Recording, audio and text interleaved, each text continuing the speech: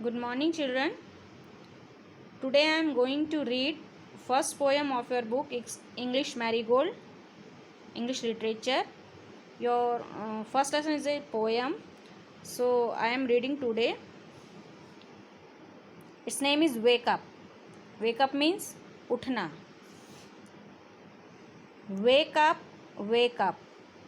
It's a lovely day. Oh, please get up and come and play. The birds are singing in the trees and you can hear the buzzing bees. Wake up, wake up. It's a lovely day. Oh, please get up and come and play.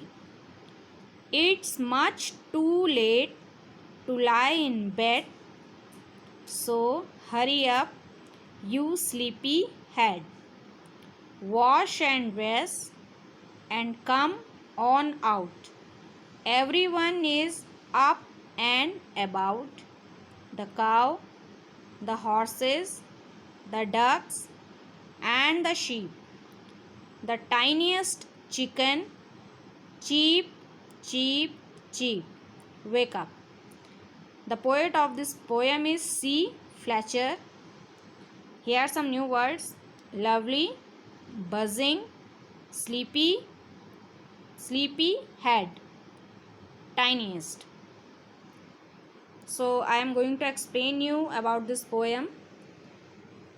इस poem में जो poet है, poet जिसने poem लिखी है, वो एक छोटे बच्चे को उठा रहा है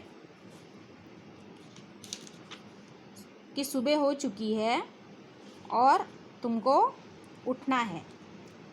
तो वो बच्चे से कह रहा है जागो जागो। जागो जागो का मतलब है उठो और देखो कितना सुहाना, कितना अच्छा दिन निकला है।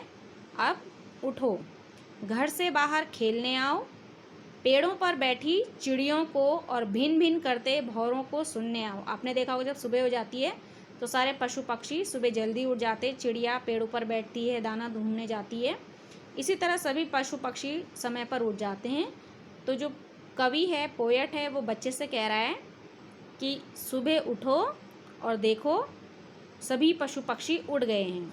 वो कह रहा है बच्चे से उठो और ये सुहाना दिन देखो, कितना सुंदर दिन है। घर से बाहर खेलने जाओ और अब बिस्तर छोड़ दो, इतनी देर तक मत सोए रहो। वो कह रहा है बच्चे को तुम कितने आलसी हो, आलस छोड़कर उठो, बिस्तर छोड़ो और उठ जाओ, नहा लो। हम सभी उठकर सुबह नहाते हैं जैसे, तो वैसे ही पोएट कह रहा है कि सुबह उठो, नहाओ और तैयार हो जाओ और जल्दी बाहर आ जाओ।